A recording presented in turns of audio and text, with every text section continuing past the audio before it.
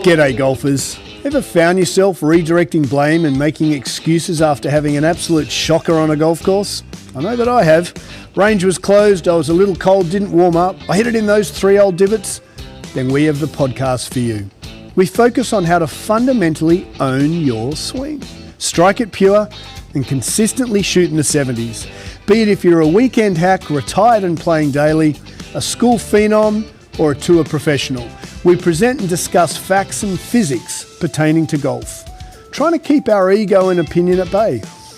We dispel myths such as keep your head down, bend your knees, or my all-time favourite, game improvement irons. So stop drinking that mythical Kool-Aid and have a sip of ours. I think you'll find it both inspiring and refreshing. I'm Scott Young, founder of Swing, PGA professional and ex-tour player. Welcome to Pivot the Path. G'day golfers and welcome to Pivot the Path. What a great week. I hope this finds you well. Up here in the Northeast, the weather is absolutely spectacular. Humidity's down, temperature is about 75 and everyone's out playing golf. So we've noticed in swing, guys and girls come in and they start to refresh their numbers, get back from the inside. I've certainly seen a pattern over the last 5 years, which is why I built this facility in the first place. I always knew that swing would be the reset. And as we've got beautiful weather here in the Northeast, it's great to see people using swing for how I'd kind of, the method to the madness, as the mad scientist they call me, designed it. So this weekend past I worked and it was quite quiet in here because everyone was out golfing, which was awesome. So I'm expecting everyone to flood back in this week and we'll get them to clean up their math, come from the inside, understand their face path, and then they can get back out golfing again. We've just had a week in Costa Rica, which has been absolutely fantastic. We've got a lot of videos on YouTube, so check them out. It's an amazing escape. If you wanted to plug out, untap the phone and just recharge and get back to nature and just recharge the vitality you need to certainly battle here in the Northeast. Four Seasons Costa Rica was absolutely sublimely brilliant. So Sheldon and your team, you just welcomed us like there was no tomorrow. The golf course was on the Pacific. It was absolutely brilliant. It was an Arnold Palmer designed golf course and it was exquisite. There was not a blade of grass out of point. The staff were welcoming and the course itself was just sublime. So if you wanted to check out and really re-energize, that was brilliant. We decided, as my beautiful bride does, to get off the beaten track. I mean, we drove 4.5 hours, so you can fly into Liberia. Costa Rica, Four Seasons is about a half an hour drive, not quite. But no, not Rosemary K. Young. We drove 4.5 hours through jungle, over rivers with potholes, and we finally get to this surfing village, and so we went surfing for 5 days and it was unbelievable. So I'm pumped, great to be back, super energetic. We did cold plunge. I surfed in the morning, cold plunge, so I've dipped my toe in that little water, literally, and that's we're going to introduce that here into swing in the coming months. So we are certainly vitalized to be back, which will be cool. Our improvement pivot point comes fresh off the PGA Tour. So I'm hoping you watch this as the FedEx playoff comes to a finale. This week's past event certainly felt like a major. And so we took a leaf off watching JJ Spawn and Justin Rose go at it pretty hard. And I tell you, the difference in those two was the putting. So with that said, and watching everyone play a lot of golf recently here in the Northeast, we wanted to just circle back on a little bit of putting. We'll quickly touch on what to work on when you're practicing. But moreover, how do you get the damn ball in the hole? And actually, listening to our customers here at Swing, the amount of golfers who have over 33, 34 putts and up, I mean, we're talking up to 40, 44 putts, that blows my mind. We're going to bring that back and say, guys, you should be only having 31, 32 putts at most. Whereas I've got regulars coming in who maybe hit too many balls and maybe work too much on their face to path. And even though we've got it splayed everywhere, we've written it everywhere over our facility, you must putt every time you come in, I think people forget. So we're going to bring you back to the improvement pivot point. You must practice your putting every single session, and we'll see what Rosie did and how he did it, and including the little tuck of the arm, and we'll get to that in improvement pivot point. News from the fairway, no F1, they're on a summer break, and we had a lot of golf. Dean Burmester won his little playoff at the LIV event, beating Rahm and beating Mr. Ballister. So Dean, well done you, buddy. South African. Actually, we had a bit of a South African feel this week. DP Tour, we had Scotsman, Grant Forrest, won his second DP Tour event. And he kind of smashed it. He won by about 4 or 5 in Scotland, the homeboy there, so that was pretty cool. LPGA didn't play. And then we get to the PGA Tour of Americas, and all 6'8" of Christo Lamprecht, big South African. We're talking clubhead speed of 130s, which is insane. 6'8", that's a big old boy. And remember, for those who have seen it, one of our last Pivot the Past, where we had James Nitties, who's the commentator on Korn Ferry, who was on PGA Tour himself. Nitz is a hell of a lovely Aussie. Big moustache, very funny. Shout out Nitz, doing a great job. And he mentioned Christo as one of the new exciting phenoms. Now, this kid is humongous. So he's at his first win. Can't wait to see what happens with him over the coming 6 to 12 months. He's only had 1 win, so it doesn't mean he's guaranteed for PGA Tour, but one must assume if he has 1 win, he can win more. Now, he's got quite a funny little quirky bag set up, and I know nothing about this kid. I presume because he hits it so far, it's one that's a more conservative driver, and then there's probably one that's like a little soft 2-wood. But he's got 5 wedges. Now, I presume his wedges are loosely termed. He's probably got a pretty strong gap wedge and pitching wedge, and his pitching wedge is probably coming out around 42 degrees. He probably strengthens that. So when you strengthen an iron, you just de-loft it. Now, he hits the ball a mile, and he's probably hitting his pitching wedge, which is probably strong. Again, all the wikis, I haven't fact-checked this, but it just makes sense. He's probably hitting his pitching wedge 160 to 170. So when people say, oh, it's a weird bag, well, not if you're 6'8", and the arc that you're generating and the effortless speed you're generating, he just probably pumps his 4-iron 250, 260. So shout out Christo, first win. We're expecting big things from you. And then that leads us to the PGA Tour. And for those who missed it, it was one of the better PGA Tour events as the PGA Tour winds down. It was the St. Jude's, which is correlated to the hospital and very dear to my heart. Just a great event. They had a lot of the young kids, or actually some of them aren't so young. We had a lot of the children around, and it's just a great event. PGA Tour do a lot of awareness for St. Jude's Children's Hospital, which is just a phenomenal research and certainly heavily focused on cancer prevention and care. So shout out PGA Tour, that was tremendously done. And the event was superb. So recap, Tommy Fleetwood, pretty well leading wire to wire, never won a PGA Tour event. And I must admit, the media play a heap in creating this big old drama, which I think is a bit unfair. But every second question was, Tommy, you haven't won on PGA Tour. Tommy, you haven't won on PGA Tour. And unfortunately, he did crack under the pressure. And I wanted to talk a little bit about that and express how well I think he played, focusing on the positives. The guy led for like 70 holes of the event or thereabouts. Where I believe Tommy came a little unstuck was he and his caddy. So he hasn't, I think the stat came up that he had like 5 birdies on the first day, 6, 8 birdies on the third day. And up until about the 11th hole, he hadn't had a birdie on day 4. And then all of a sudden he birdies 12, 13. And the rise of energy, he was suddenly in the golf tournament. Now, this is where I think, unfortunately, his caddy let him down a little bit. And he made that putt on 12 and 13, which was exemplary, absolutely phenomenal. And kind of Justin Rose is hanging around and JJ Spawn's hanging around. Not one golfer kind of grabbed the tournament by the scruff of the neck. We had JJ Spawn, we had Rosie, Scotty Scheffler, dude. He is amazing. So Ted Scott, his standard caddy, was out on personal reasons. Hopefully everything's okay there. So he had a mate on the bag who's also been caddied for him in the past, I believe. But Scotty Scheffler was stepping out a lot of yardages himself and doing a lot of extra work just because they, obviously the new chap on the bag for the day, they didn't have the rapport. And so for Scotty to come tied third or fourth, whatever he came, just shows you how brilliant that guy is. But in doing a lot of extra behind the scenes work, he was obviously a little bit out of sorts and out of his routine. So my guess is he said, look, let's just see where this goes. All we've got to do is get to the next level, and he'll probably win. I believe he'll win this week, without a doubt. And so Scotty was kind of off doing his thing without Ted.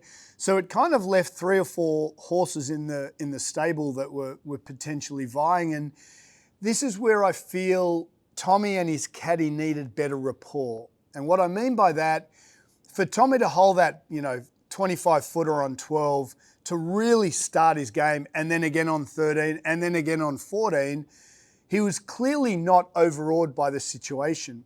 But as that pressure started to build, because he's not approaching his mental game like Scotty Scheffler, and I bring this way back to Scotty Scheffler, which we're probably going to bring it back week after week because I believe it to be so powerful.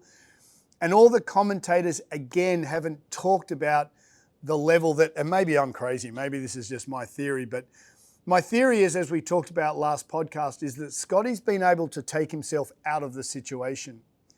And one thing we saw on the weekend was how the situation got the better of Fleetwood. And what I noticed, when he was chipping and putting, he and his caddy stopped talking. And it just put pressure on him. What the caddy, in my opinion, should have done was get straight in Tommy's face. Hey, buddy, what type of shot? So on the 16th of par 5, he drove it in 2 and he had a really pretty simple chip shot. He was over the back of the green downhill. And he hit a chip shot that was pretty poor and it ran off the front of the green. And he ended up making par, but he should have made birdie. Who knows? Ifs and buts were candy and nuts. Everyone has their own opinion. But if he'd made birdie there, then maybe it was a different tournament. Not that you can really say that. But the point is, when he was walking up to that green, he was left alone. And what we've noticed is Scotty Scheffler has taken himself out of an event. He's just playing golf from point A to point B. And I believe if Tommy had played from point A to point B on that chip shot, we would have had a different winner. But instead, the tournament pressure, I've never won on PGA Tour, the hundreds of emails or the hundreds of SMSs or the dozens of reports, you've never won on PGA Tour. And unfortunately, the media are creating such a frenzy of Tommy's never won on PGA Tour. He'll start believing it. And that's putting pressure on his game.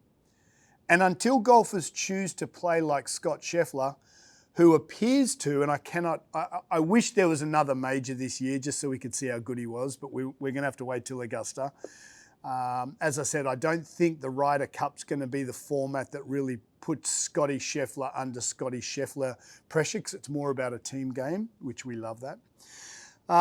But unfortunately, Tommy just didn't get it done and the pressure really got to him. And so what I would have liked to have seen, so on Monday morning when Tommy's hopefully waking up as he gets to play this next week, is I would just love a bit more chat between he and his caddy. His caddy should have got right in his face and said, buddy, where's this lob wedge? As Tommy said, he took the 16th chip upstairs. He should have maybe played a little spin shot. Only he knows that.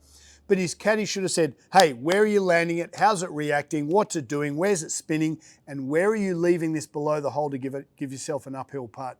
Have you got the spot? And he should have just been chirping, chirp, chirp, chirp, so that he knows exactly how to play the chip shot. So my feeling is Tommy's caddies let that one go through there. But then power to the man. He just lost an event and he just interviewed himself so brilliantly. The kudos I have for you, Mr. Fleetwood, is insurmountable. You gave a great interview, power to, and I hope you win this week. I think Scheffler's going to crush it, but I really hope you win because you deserve it. And then from there, we had the playoff, and this was awesome. So here's Rosie, and again, the media trying to create this drama. He's 45, so he's no spring chicken, and he's made 6 birdies in the last 8 holes to win this whole thing, including the playoff. And it was just phenomenal to see JJ and Rosie just go at it like tooth and nail. So they were all square after the 72nd hole. They play a first playoff hole up 18, they tied. They played the second up 18. JJ holes this 32-footer to make birdie the second time around. Rosie then rolls in a 13-footer, which was awesome. And then Rosie rolls in about a 11-footer on the third time around, and JJ missed his 7-footer. So Rosie, who, you know, our paths have crossed just because I used to be coached by Sean. One hell of a guy. I don't profess to know him at all, but seems just a lovely man. Would love for him to win the British Open. And for him to win this PGA Tour event, it's his 11th PGA Tour event. And at the ripe old age of 45, when he was interviewed, he said, look, I think age is irrelevant. I'm feeling great. I'm moving great. And I just get better and better. And the interviewer asked, you know, how did you feel when that pressure came on? He said, I play my better golf when the pressure's on, which I think is so good. So, Rosie, I am so, so happy for you and your team and your family. Morgan Stanley's a couple of blocks from us. We've got lots of Morgan Stanley guys in here. And I've learned very quickly, when someone walks in my front door, I can usually tell pretty quickly and pretty bang on whether they're a JP Morgan, who our JP Morgan Chase community are just wonderful people. They're very upstanding members of the community. They are just lovely people. The Morgan Stanley guys are absolutely lovely. So shout out to your Morgan Stanley community. And we're just so happy for you and your family for that win. Which leads us to our improvement pivot point. So let's get into it.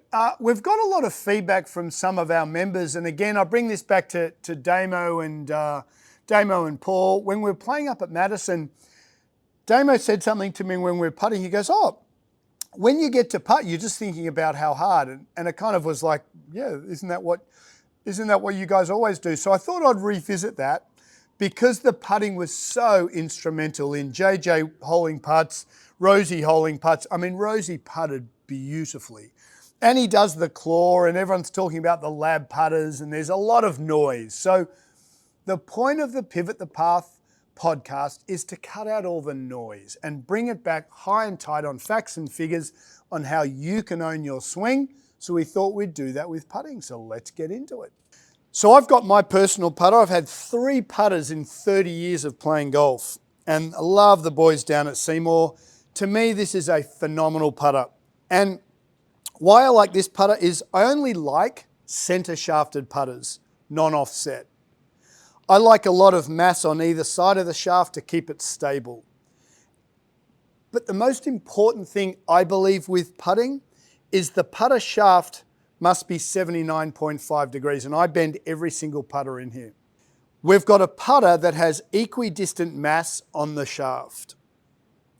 One thing that I'm frustrated with the labs is I can't bend them upright until this weekend when I altered my putting bending machine, and now I've bent this lab up to 79.5. So remember, simple physics. The flatter your putter, the more it arcs. The more upright your putter, the less it arcs. In my opinion, the revealer that they use on their lab, it's all smoke and mirrors.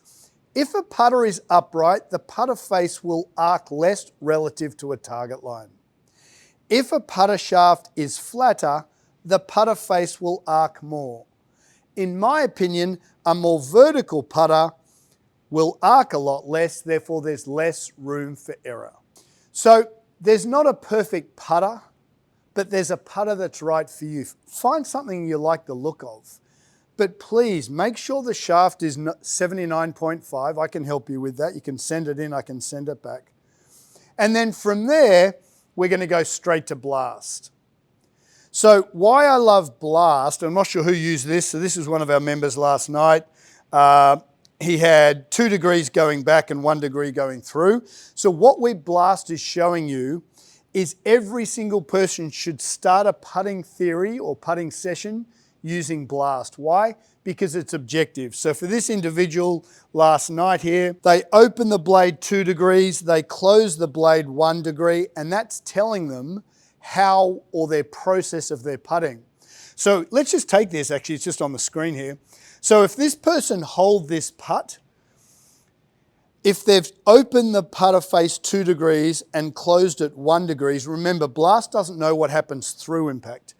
If they hold that putt, then we know that they must be aiming left because they would have left the face open 1 degree. Okay, so what is blast? Blast is an accelerometer with a gyrometer. And what that's basically doing is measuring movement. It uses an algorithm to measure movement where it starts, it tracks how much the putter face is opening. So it's actually just basically tracking how much this little bit of tech is rotating open and close. That's all it's doing, but it's absolutely brilliant. It gets a little bit of elevation and it can use time. So what we're trying to do here is say, whenever you practice, you should always be objective. So the blast, actually this is one of our members who used it last night. So this particular individual opened the putter 2 degrees on the way back. He then, or she, then closed the putter 1 degree coming through. So the putter was 1 degree open from where they started. And then because we know the objective data, we can then work backwards, and this is what we do with all our members here. We can work backwards and say, okay, if said golfer hold that putt, but we know the face was open 1 degree, they must be aiming left. So you can actually really be meticulously precise on how to improve your putting. Again, it's using an algorithm to trace where it starts, how it opens, and how it returns. Blast doesn't know what's happening through impact, and you don't need to know. If you can work out what you're doing on the way back and the way through, you can work out the rest. So let's use it. So I'm going to set up to the ball. We've got a little laser too. So every time I start putting, I'm going to use a laser just to make sure my alignment's right, because it's something that I personally have really struggled with over the years. So I've got a laser to make sure that I align the putter face square. Takes 2 seconds to put forward.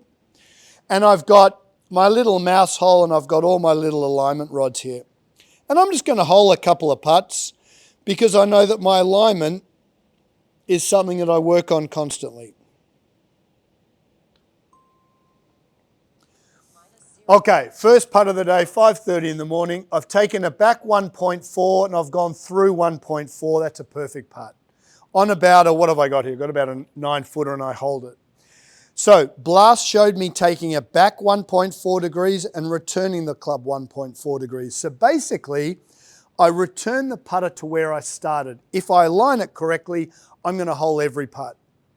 So I'm going to work on my math, and there's no right answer here. I could argue if I take the putter back 10 degrees and return it 10 degrees, I started in the same position. If I align the putt correctly, I'll hole it. But I'll take my 1.4 over 10 and 10 every day of the week. So Swing is a very unique platform in that we've taken a step back here and we've said, how do we create great putters in everyone? Well, let's have a putter that's very upright so it doesn't arc too much.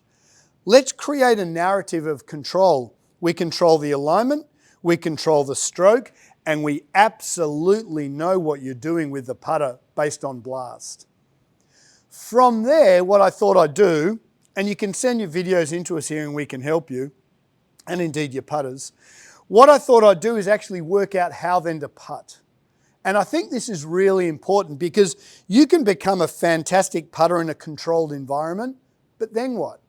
So what I wanted to do today was 1.4, 1.4, right? I'm going to spend 10, 15 minutes getting my technique right, and then I'm going to take all this away and just learn how to putt. So how is that? Very simple.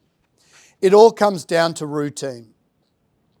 So for those who bend down and use the black line, just my knowledge of that, and I do, 5 to 6 putting lessons every week, I'm yet to find an amateur who points the black line in a straight line to where he's trying to start the hole. If you want to use the black line, you must plumb bulb like Rosie or plumb bulb like Bryson. And what you've got to learn to do is make sure that the vertical nature of the shaft is perfectly parallel to the black line, which is parallel to where the spot is that you're trying to point your putter face to. In my professional opinion, if you're playing once a week, you're going to spend so much time on it.